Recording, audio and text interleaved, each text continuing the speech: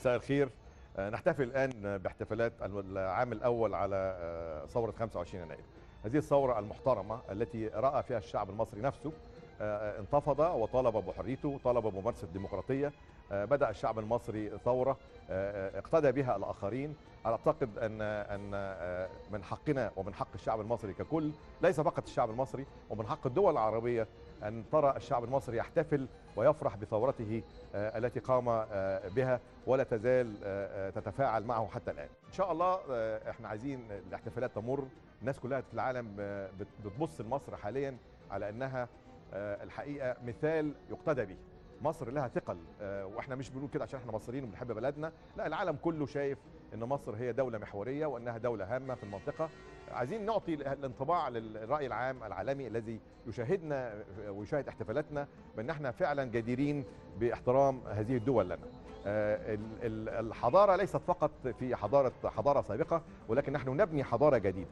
هذه الحضارة الجديدة التي نبنيها أحد مظاهرها أن نكون ملتزمين وأن نكون محافظين على بلدنا وعلى ثورتنا.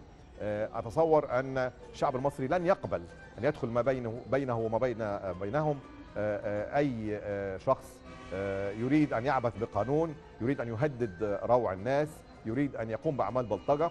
الشباب الثوري المحترم الذي قام بهذه الثورة سيكون موجودا إن شاء الله في ميدان التحرير يوم 25 يناير، ليس فقط في ميدان التحرير، وفي الميادين الأخرى في كافة المحافظات. سيحافظون على مظهر هذه الثورة أمام العالم، وإن شاء الله تمر هذه الاحتفالات كلها احتفالات سلمية. لن نقبل أي أعمال عنف فيها جميعا، ولن نسمح بها. يجب على الأحزاب السياسية والتكتلات السياسية والائتلافات الشبابية المختلفة والتيارات الدينية أن تتواجد في الميادين العامة، تحاول أن تمنع أي تفاعلات غير قانونية في هذه الاحتفالات، تحاول أنها تعيق الثوريين الشرفاء المحترمين من الاحتفال بثورتهم.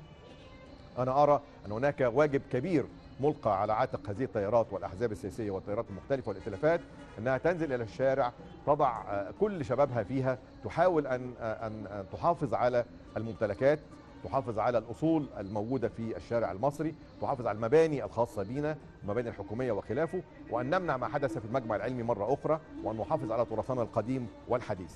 أنا أرى أن الشعب المصري له الحق الكامل في أن يحتفل بهذه الثورة المحترمة، ليس فقط احتفالا داخليا، ولكن أنا شايف أن احنا هذا الاحتفال يجب أن يكون رسالة إلى العالم كله. من خلال هذه الاحتفالات سيتم التعبير عن الرأي، جميع الآراء لازم يجب أن نحترمها، ولا يمكن على فكرة في أي مجتمع أن احنا كلنا نتفق على رأي واحد. لابد هيبقى في رأي ورأي آخر، لابد أن نحترم الرأي والرأي الآخر، لابد أن نترك الناس تعبر عن رأيهم بحرية كاملة. يجب أن يقول الناس كلمتهم دون ضغط من أي حد، وبالتالي أنا أرى أن من حق الناس أنها تعبر عن رأيها بالطريقة الذي يرونه مناسبا، ليس هذا فقط، وبالأسلوب الذي ليس فيه عنفا، وبالأسلوب القانوني، وبالأسلوب السليم الذي يرفضها الكل.